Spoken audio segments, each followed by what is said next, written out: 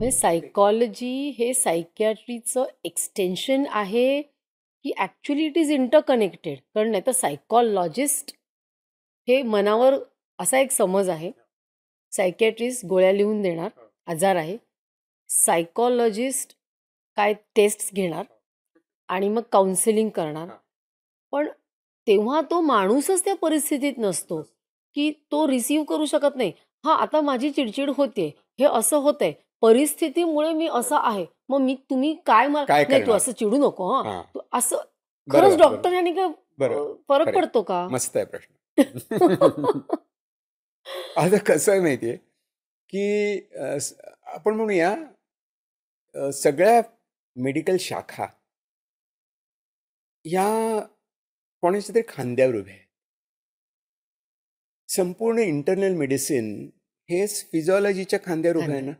जर मला हार्टबीट्स कसे असतात हे मला जर नॉर्मल ECG कळला नाही, EEG कळला नाही, तर मी ॲबनॉर्मल कसं ठरवणार?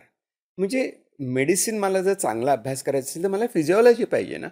मला आठवतं की आमचे टीचर होते डॉक्टर मेहता म्हणून. ते वॉर्ड राउंड घेताना फटकन विचारायचे, क्रेप सायकल सांग. क्रेप सायकल पोस्ट इंग्लिशमध्ये शिकलेलो असतो. क्रेप सायकल सांग. मग ते म्हणायचं की मी असंच नाही विचारत आहे. तू सांगतो शुगर हाय आहे ना, मग क्रेप सायकलशी काय संबंध आहे सांग बघू. म्हणजे हे आपण समजून घेतलं पाहिजे की जे आहे ते आधी बघूया, तपासूया आणि मग त्यातली ॲबनॉर्मॅलिटी. तसंच सायकॅट्रीचं आहे. इट इज स्टँडिंग ऑन 2 गोष्टीवर उभं आहे. एक म्हणजे medical science, because it is kind of corrective with medicines or other therapies, आणि सायकॉलॉजी म्हणजे एक ॲबनॉर्मल सायकॉलॉजी असं आपण. आणि त्याच्यामध्ये एक पार्ट असतो डिसऑर्डर्स. त्यामुळे सायकॉलॉजी ही सायकॅट्री हा मनोविकारशास्त्र थोडं सायकॉलॉजीपासून दूर गेलं आहे. म्हणजे सायकॉलॉजीचं शिक्षण मिळायला पाहिजे सायकियाट्रिस्टना की जगाला? सायकॅट्रिस्टना पण, आणि सगळ्यांना ते मिळायलाच पाहिजेत. पण सायकॉलॉजीवरती बेस केलेलं आहे असं आपण म्हटलं पाहिजे. पण काय झालं म्हणजे की सायकॅट्री ही जेव्हा असं म्हटलं की दीज आर डिसऑर्डर्ड केमिकल्स आणि ती ठीक केल्यानंतर, कारण कसं आहे बघ, स्किझोफ्रेनिया सुरुवातीला या मागच्या शतकाच्या सुरुवातीला बरं होण्याचं प्रमाण किती होतं? 13%. म्हणजे स्पॉन्टेनियस रिकव्हरी. बरं झाला, काल वेगळा होता, आज शहाणा झाला, ठीक आहे.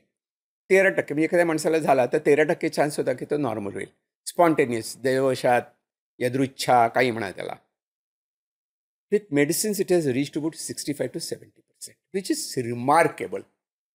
त्याच्यामुळे इतका मोठा तो मोठी ती झेप होती की आपण सॉर्ट ऑफ त्याचं बोट धरून खूप पुढे गेलो.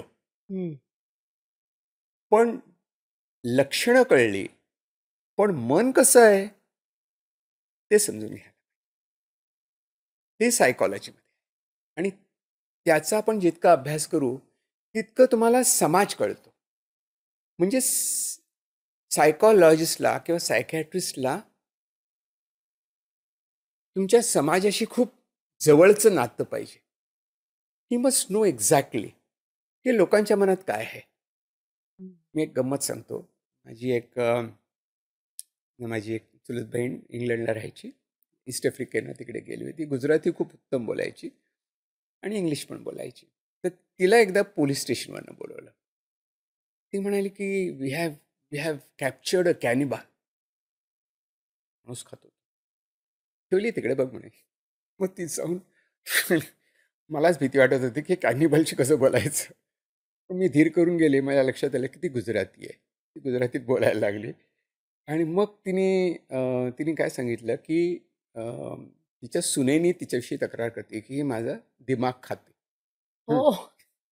तर त्याचं ॲक्च्युअल ट्रान्सलेशन केलं, she wants to eat my brain. त्या पोलिसांना कळेना की ब्रेन खाऊ इच्छिते, म्हणजे त्याला मारून ब्रेन खायचं आहे की काय. मग तिला ठेवून दिलं होतं.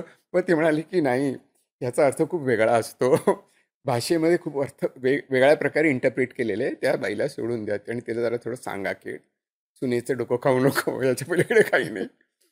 पण हा कल्चरल ॲस्पेक्ट आहे ना, की तुम्ही भाषा कशी वापरता, तुमच्या भाषेनं काय व्यक्त करताय. मला आठवतं की सुरुवातीला पेशंट म्हणायचे, कसं आहे रे, कसं आहे बता, राहिलं राहिलं. मला कळायचं की राहिलं म्हणजे काय? म्हटलं राहिलं म्हणजे काय रे? नाही ते आता राहिलं म्हणजे आता तसं काही होत नाही मला. म्हणजे छातीत धडधडायचं राहिलं. मी मला वाटलं की अजून आहे. आणि ते राहिलं. म्हणजे हे जे न्यूअन्सेस आहेत ना, ह्या ज्या बारकावे आहेत ना भाषेतले, संस्कृतीतले किंवा अं, चालीरीतींचे, हे आपल्याला जर कळले, तर मग आपण ते विदेशी लोकांसारखं कळणार नाही, की हा माणूस काहीतरी विचित्र बोलतोय. तर म्हणजे तुम्हाला समाजाची सांस्कृतिक जडणघडण कशी झाली आहे, त्याची भाषा कशी आहे, भाषेतनं काय व्यक्त करतोय तो, ते तुम्हाला कळलं पाहिजे. आपल्याकडे विदर्भामध्ये खूप माणसं त्यांची उच्चार, "काय करते गं तू?" असं एखाद्या मुलाला पण विचारतात, "काय करते? काय करते?" तर इट डझंट मीन की he is addressing a woman. That is the way they speak. आमच्याकडे काम करणारी बाई येते म्हणते की जातो आता. आता जातो आता म्हणजे काय, ती जाते आता म्हणायला पाहिजे ना. हं. पण हे आपण समजून घेतलं पाहिजे. प्रमाणीकरणाच्या बाजूने नाही, तर मी भाषा समजून घेतली पाहिजे. This is psychology. हो. हा सगळा अभ्यास जर तुम्ही केला, तर तुम्हाला ती व्यक्ती कळते. ही क्लिप शेवटपर्यंत बघितल्याबद्दल खूप खूप धन्यवाद. संपूर्ण एपिसोड बघण्यासाठी खाली दिलेल्या लिंकवर क्लिक करा आणि सर्व काही चॅनलला सबस्क्राईब करायला विसरू नका.